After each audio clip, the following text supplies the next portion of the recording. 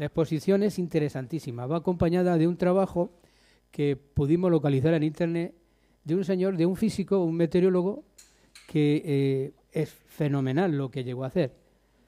Teniendo información muy puntual y muy instantánea de lo que iba a ocurrir sobre Albacete, pues cogió su todoterreno, se fue a la laguna de Acequión, que es donde empezó a generarse, y hizo un seguimiento fotográfico y con vídeo, y además con un informe técnico de lo que era la supercédula y lo que estaba ocurriendo aquí en Albacete. Es verdad que desde el radar de Valencia, desde el radar de Madrid, desde la AEMET y desde la NASA, advirtieron a Protección Civil y advirtieron a los medios de la zona de que íbamos a tener una conjunción de meteoros totalmente anormal y que iba a causar bastantes daños. Y en ese sentido se pudieron tomar algunas medidas. La exposición fotográfica tiene las siguientes fases. La primera es cómo estaba el jardín de lindo, de bonito y de agradable, que muchos lo habéis visto esos mismos días, hasta la mañana del día 19 de junio. Después, todos los datos técnicos, todos los informes de lo que se nos venía encima. Un esquema está en inglés porque está sacado de la NASA, un informe de qué es una supercédula y cómo fue Saturnis encima del jardín botánico.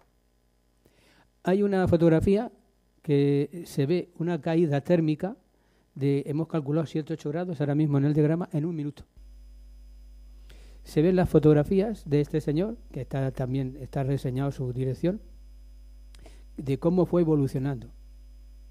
Luego, las actuaciones que hubo que hacer aquí en el jardín. Después, cómo quedó, es decir, antes y después de algunas plantas. Cómo han quedado después de 3 meses y tratadas otras plantas y distintas especies y qué zona ha quedado mejor, que es la zona del invernadero. Entonces, aquí tenemos varias cosas. Una, el informe científico, técnico y pedagógico que vamos a hacer llegar a todos los institutos y colegios de Albacete.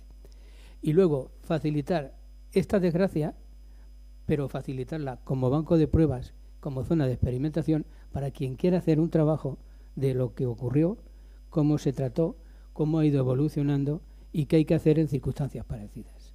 Entonces, esto es en líneas generales la exposición que nosotros ponemos a disposición del público y que os presentamos. Y ahora, pues, quedamos los 4. Yo creo que mi tarea como administrativo y director del jardín queda ya cubierta y tenéis a vuestra disposición los 3 técnicos para que podáis preguntarle cualquier cosa relacionada sobre la situación del jardín y sobre el tratamiento de estas instalaciones y la exposición fotográfica. Sí, una supercédula normalmente se genera por un bache térmico, un contraste térmico entre las zonas altas y las zonas bajas de la atmósfera. Eso va unido también a un cambio de corrientes del viento. El viento estuvo rolando en una dirección, estuvo rolando en dirección sur y estuvo inyectando aire caliente, y después hubo otra inyección de viento de componente norte. Entonces eso hizo que se produjera un giro contrario a las agujas del reloj sobre Albacete y concretamente sobre esta zona llana. Puede haber una explicación para que fuera aquí en el jardín botánico, y es que teníamos una zona de humedales que le facilitaba el colchón a todo este bache térmico para poder operar. Lo cierto es que, como se ve en la fotografía, el giro es espectacular, y yo solamente en el gráfico y en la propia fotografía. Entonces, toda esa masa energética, toda esa entropía que había ahí, tenía que salir por algún sitio. Entonces salió girando en ese sentido y tuvo 2 direcciones de ataque, buscando la salida natural. Una fue hacia la carretera de Las Peñas, que es lo que dañó toda la zona de Aguas Nuevas y de Salobral, y la otra se derivó, aprovechando las instalaciones de la AB20 y de la universidad. Parte fue a la carretera de Murcia y la otra parte entró por la Avenida de España a la propia capital. Eso fue lo que ocurrió así en líneas muy generales y con las reservas correspondientes, porque no es mi especialidad. Sí es lo que pudimos ver en el in situ. Y aquí pudimos ver granizo con un viento intenso y luego después, por si fuera poco, una caída térmica de 7 o 8 grados que provocó una niebla, facilitando aún más las condiciones para una micosis. Esa es la razón de que el conservador, consciente de que tenía 48 horas máximo para tratar todas las instalaciones, con las direcciones que había tenido y orientaciones de director científico, procediera a tratar el jardín botánico. Si no se hubiera hecho eso, ahora mismo el jardín botánico, la mayor parte de las especies no existirían. Entonces, esa parte es la parte científica y pedagógica que queremos ofertar para quien quiera luego después hacer una investigación, y para que los archivos de Albacete en este ámbito pues pueda estar a disposición de la gente. En principio, como ha dicho Fernando, ha habido varias fases. La más, digamos, la inicial, la que más prisa corría, era el tratamiento con fungicidas. Principalmente se hizo con sulfato de cobre, para evitar que las heridas que había causado el granizo pues le afectaran las micosis, fueran invadidas por hongos, porque afectó a las cortezas, las abrió, aparte de las hojas, que no solamente fueron defoliaciones, sino que además pues se abrieron las cortezas. Por lo tanto, para evitar esa infección, digamos que sería un poco como cuando tienes un accidente, lo primero que hacen es tratarte en humanos con betadine, para que os hagáis una idea. Entonces, para eso sí hay un plazo que viene dado por la capacidad de regeneración del árbol. Es decir, si empieza a cerrarse la herida antes que tú la hayas tratado, no has hecho nada. Luego se consideró la segunda parte, que gracias a que vinieron casi 100 voluntarios, se pudo hacer, que fue retirar todo el material muerto para que no fuera foco de posibles infecciones, tanto plagas como fisilófagos, como hongos, en fin, todo este tipo de cosas. Para eso ya digo que fue fundamental la actuación de estos voluntarios que vinieron en masa, sobre todo los primeros días. Otra de los efectos que tuvo el vendaval y el granizo fue que se apearon árboles de bastante entidad, bastante importantes. Entonces lo que se hizo con ellos fue intentar levantarlos y tratarlos con hormonas enraizantes, ácido indulbutírico se usó, para que las raíces que habían sido dañadas al caer esos árboles pudieran regenerarse adecuadamente. Se volvieron a la verticalidad y fueron atados, entudorados, para que pudieran enraizar y no murieran. De hecho, la mayoría de los que han sufrido, de los que tuvieron ese tratamiento, están regenerados y enraizados otra vez, y se ve como las yemas están volviendo a funcionar.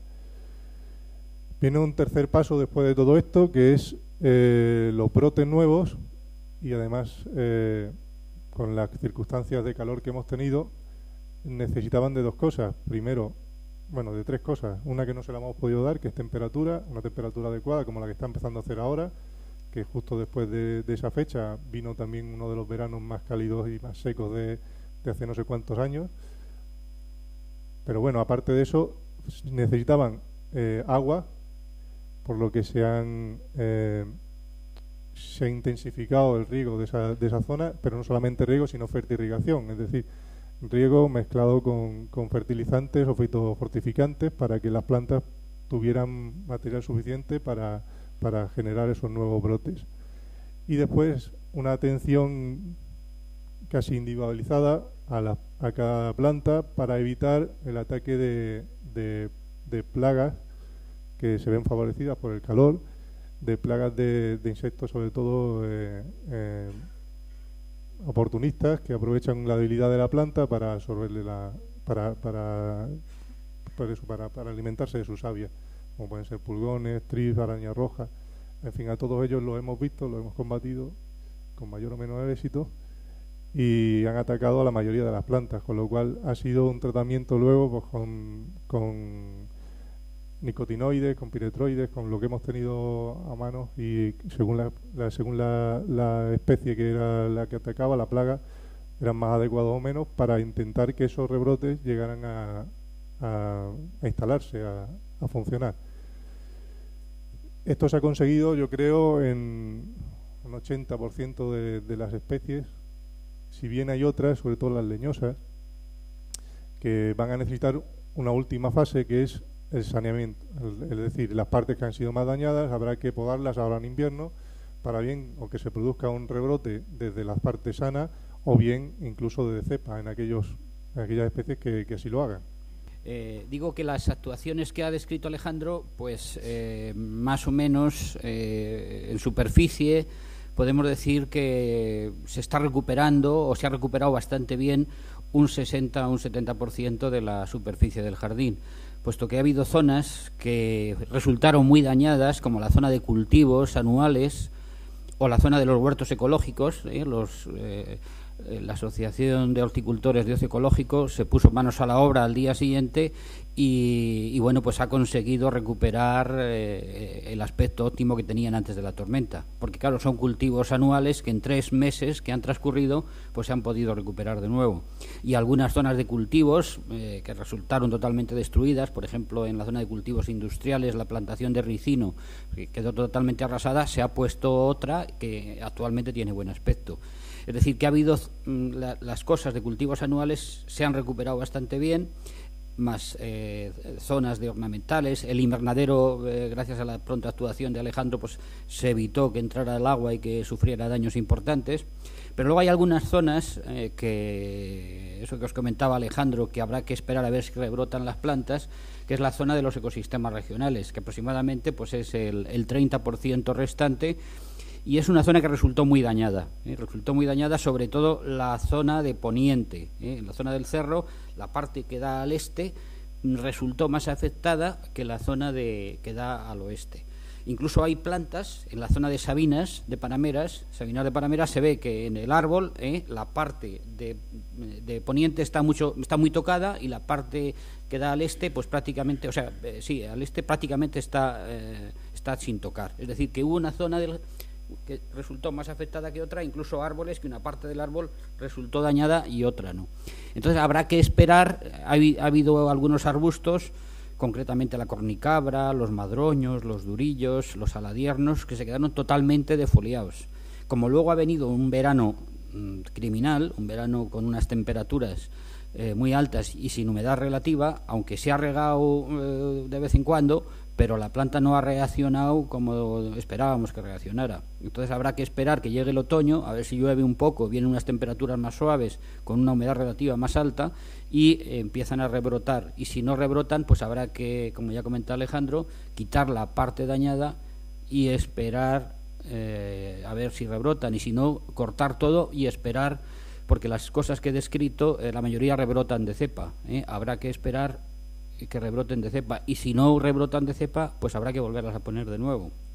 Entonces, bueno, pues todavía es un poco pronto, habrá que esperar medio año más para ver, aunque se va a actuar ya y se va a la parte que se ve que está seca y que está tocada y que no tiene ningún vigor, se va a ir podando y demás, pues habrá que esperar medio año más hasta pues finales de invierno, principios de primavera, a ver si eso rebrota con fuerza, y lo que no rebrote con fuerza pues habrá que renovarlo y ponerlo pues de aquí a un año aproximadamente.